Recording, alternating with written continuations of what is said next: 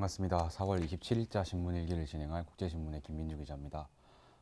오늘 어제보다 날씨가 좀 맑아졌는데요. 어제 비가 와가지고 출근길은 조금 쌀랑했습니다. 근데 낮에는 낮 기온이 10도까지 오른다고 하고요.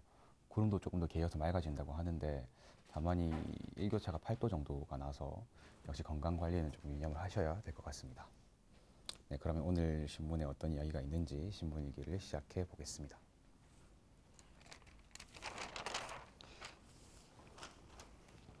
처음 전해드릴 소식은요. 오늘자 국제신문 1면이고요. 제목이 광장 닫는 부산 가로막힌 집시권. 집시권이라는 건 이제 집회 시위 권리 뭐 이런 건데요. 사진을 먼저 좀 보실게요. 이게 부산시청 앞에 있는 광장이에요. 익숙한 모습일 텐데 이 광장에 이제 화분들이 이렇게 놓여 있잖아요. 근데 이게 단순히 어떤 경관용이 아니고 시민이 집회 시위하는 걸 좀 가로막으려는 시도였다. 이런 기사가 지금 나온 건데 한번 내용을 읽어보겠습니다. 먼저 소제목들을 좀 보면요.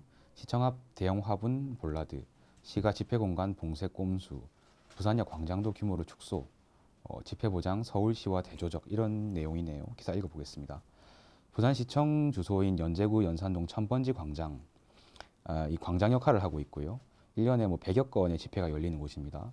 이 부산시청 건너편에 있는 부산고용노동청도 단골 집회 장소 중에 하나입니다.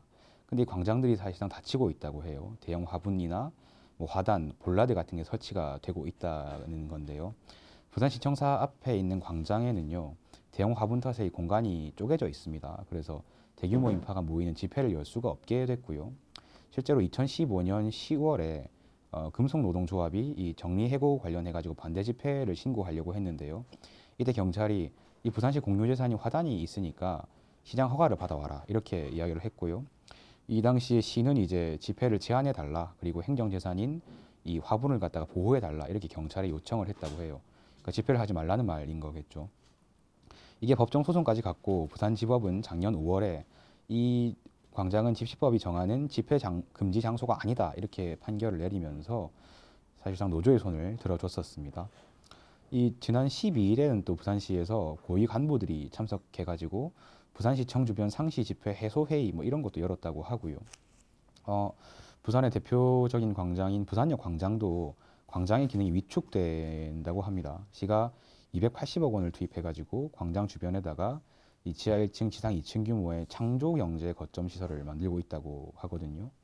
반면에 서울광장 같은 경우에는 이 뭐 넓은 규모의 별다른 시설이 없고 그냥 잔디만 심어져 있는 그런 형태라고 해요. 그래서 부산참여연대 쪽 관계자는 이 광장 목소리를 봉쇄하려고 설치한 화단 이거는 뭐 차벽 물대포랑 다를 바가 없다 이렇게 비판을 했다는 건데요.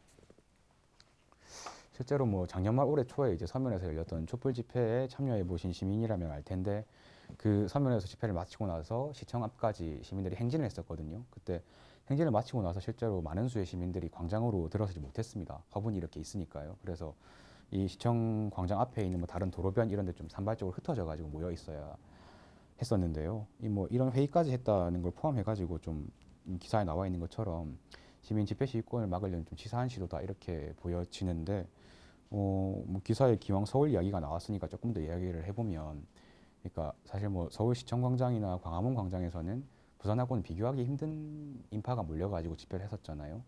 이때 그 상인분들이 화장실 개방하는 걸 좀 꺼려 하셨었다고 해요. 근데 이제 그걸 꺼려 하니까 서울시장이 직접 나서가지고 그 개방하지 않으려는 그 가게들의 명단 같은 걸 직접 챙기면서 신경을 썼고 그래서 거의 뭐 개방률이 100%에 가까웠다 그런 걸 읽었던 적이 있는데 사실 뭐 그 정도까지 바라기는 어려울 거라고 생각이 들지만 적어도 멀쩡히 있는 광장은 이렇게 막지 말고 열어놔야 될 거라고 생각이 되고 그 부분은 저도 좀 시민의 한 사람으로서 강하게 요구하고 싶은 그런 부분입니다.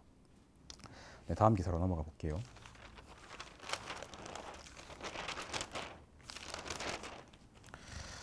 네, 좀 가벼운 걸 골라봤는데요. 제목이 아이유 다녀간 문화공감 수정이 인기 만발이다. 무슨 기사인지 일단 기사를 빠르게 읽어보겠습니다.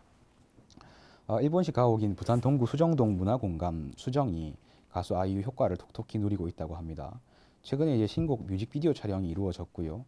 그런 사실 알려지면서 관광객 발길이 이어지고 있다는 건데 뭐 평일 하루 100명, 주말 200명 정도 수준이라고 하고요. 이 원래 문화공감 수정이라는 데는 등록문화재 333호 그리고 일본식 가옥인 정란각의 이름이 바뀐 거라고 하고요. 또 과거에는 부산철도청장의 관사로도 쓰인 적이 있다고 하는데요.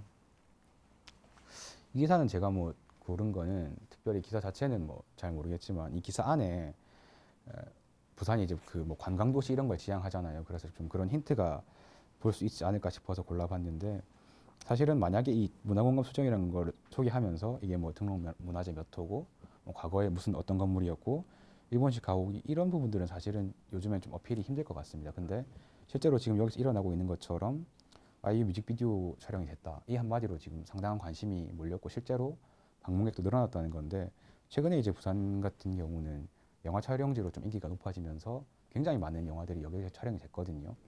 그거를 뭐 이렇게 세트장 이런 식으로 하면은 좀 성공할 확률이 높지는 않을 것 같은데 이 공감의 경우처럼 좀 아기자기하거나 예쁘거나 경관이 좋거나 그러면서도 뭐 영화 촬영이라든가 다른 어떤 셀러브리티라고 하죠. 그런 사람들하고 이 연관을 지을 수 있는 그런 것들을 좀 몇 군데 잘 찾아가지고 재조명을 하면 실제로 좀 효과를 볼 수 있지 않을까 그런 생각이 들게 하는 기사였습니다.